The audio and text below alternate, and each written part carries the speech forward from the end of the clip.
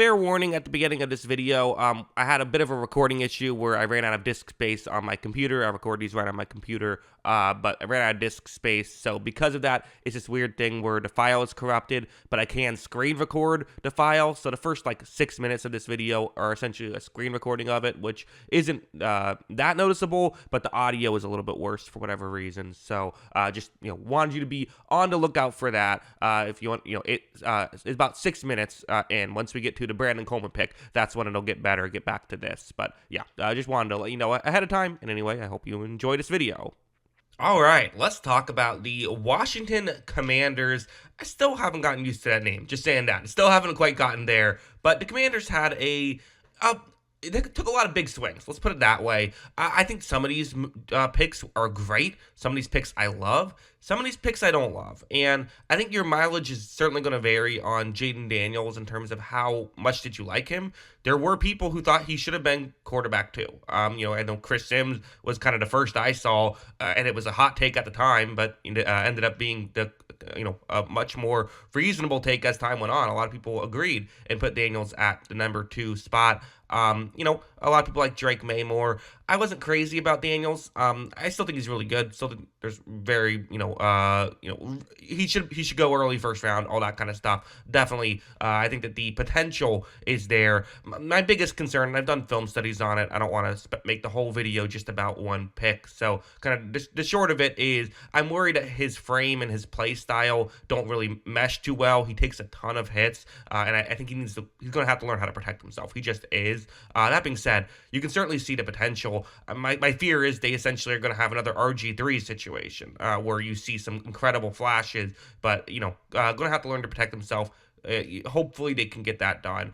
Certainly the potential is there. So, again, who knows of quarterbacks? It's all a guessing game, but I'm giving my opinions. I wasn't as high on him. I should mention what the chart next to me is. So, it's where you were drafted is the first number. So Daniels was drafted second. Where you were on the consensus big board. So Daniels was 5th on the consensus big board, and then your name and your position. So again, a lot of stuff to like about Daniels, and even more stuff, in my opinion, to like about Johnny Newton, the second pick, who I had as a top 10 pick on my big board. I think he is so underrated, and that might seem insane. PFF had him at number 11 on their big board. A lot of people really liked Newton. He ends up going early second round, and I'm not really sure why, because he is someone that I think is he checks every box for me. And my podcast co-host brought up, they essentially built their defense in Illinois around Newton. His analytics are not as strong as some other people's, but they're still really good.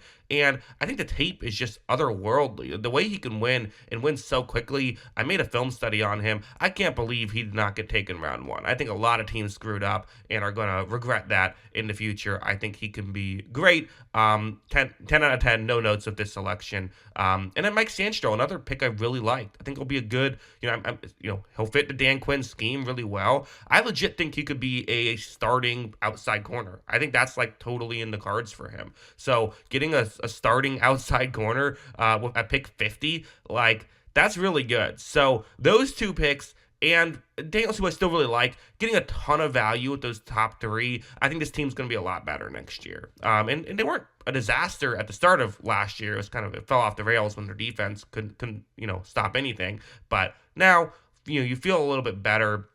Then we had a couple of questionable picks. Let's just, look at the consensus big board. With the exception of the Newton and the Sandstro pick, everything else was a reach. Literally, everything was a reach according to the consensus big board, which Washington did last year as well. I think last year, all of their picks were reaches, literally every single one. So they do not care about reaching. They will go out and get their guy, and there's some logic to it. Personally, I like being on the other side of that coin. Usually when you draft a player in the 50s or who is projected to go into 80s, they play like a guy who is projected to go into 80s. That's usually what happens, but there is still some real value in a lot of these picks. Ben Sano, for example, the tight end, is someone who really kind of just a great athlete type of guy. Definitely someone that you're going to have to coach up a bit, and I think that's the concern. That's why he wasn't supposed to go in round 2, even though they drafted him with the 53rd pick. But I think that there is some, real value in hey, let's get a guy who is this tight end. And what's interesting is, so he added 40 pounds to his game, and he added 40 pounds in college to try and bulk up because he was too small to play tight end, and he was still just as athletic there. And I wonder if maybe just getting used to that, playing at that weight, might just take a year or two to develop. So I really like him, actually. Is it a bit of a reach? Sure, but I think there's some real value in him. I get why people would be high on him or low on him, but I think that he's definitely a unique prospect here.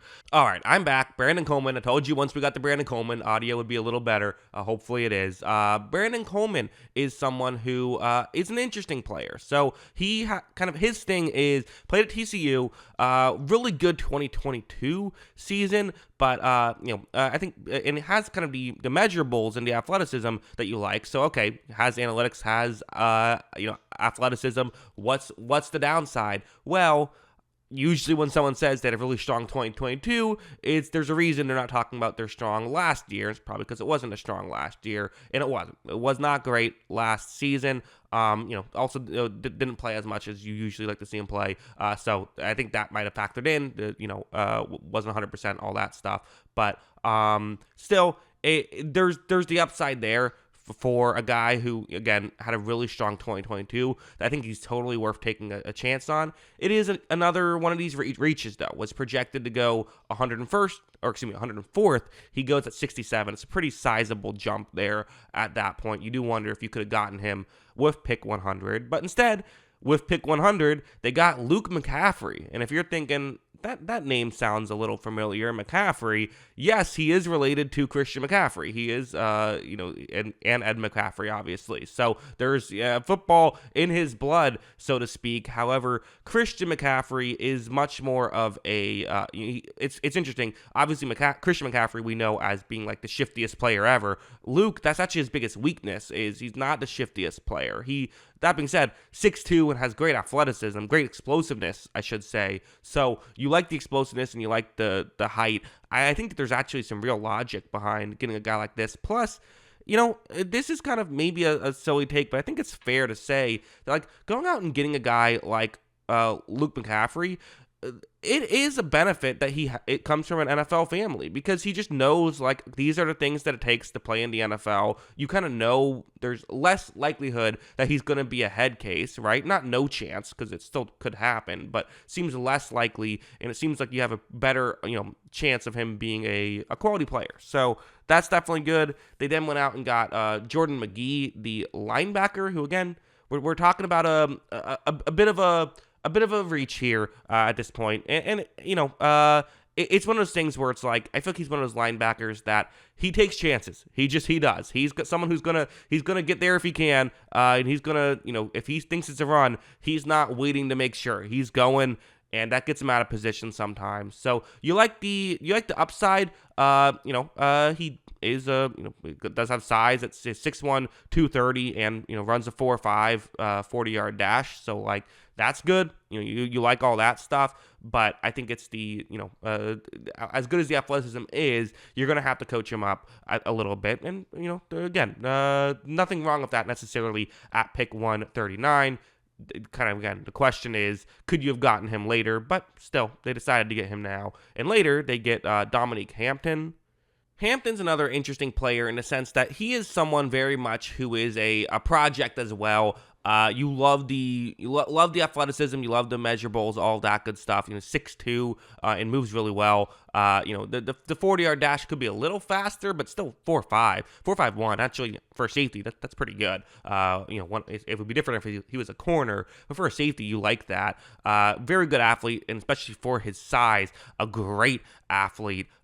It's just the film isn't quite there yet. So you're drafting a guy hoping you can coach him up again. They have confidence in Dan Quinn's ability to do that, it seems, getting guys like McGee and Hampton. Or maybe they just feel like later in the draft, let's take some swings instead of just getting a guy who we think could be like an okay third string guy. Let's get a guy who has the potential to start, even if we don't know when they'll get there or even if they'll get there. Finally, Javonte Jean-Baptiste has potential to be like a potential, he could be a steal when it's all said and done in this draft class. I think his analytics alone are worth taking. So he's someone who does, have really good, like, pass rush analytics. Falls to 222, was projected to go 243, but at this point, I'm not going to crush, reaching from for the 104th prospect at 67, to me, is a much more reach than reaching 20 spots here into 200s. Like, this is whatever. And I think he's an interesting player. He's someone who does, pass rush well, as I said. It's a lot of speed rush stuff, which doesn't always translate to the NFL level, and that's probably why he fell, as I think a lot of people are betting on it not translating to the NFL level. Is an older prospect at 23 years old, but I don't know. The numbers are certainly interesting to pick 222 on, at the very least. I think, a lot of times, at this point, teams are drafting like guys who they think could be like special teams, like depth players even. Like, yeah, get a guy who can be has potential to be a starting edge, right? Even if he might not get there right away. That's kind of seems to be their mindset, is let's take the guys with the highest potential each pick instead of the guys who are the best player with each pick. And even the Daniels pick, you could argue, is maybe that as well, of getting a guy with super high potential. So it's definitely very interesting what they're doing. But yeah, I mean, we could look back at this and say this was a franchise-altering draft. Just, remains to be seen. But yeah, those are kind of my thoughts on all of this. What are yours? Let me know in the comments below. Always love hearing from you. And of course, as always, thanks for watching.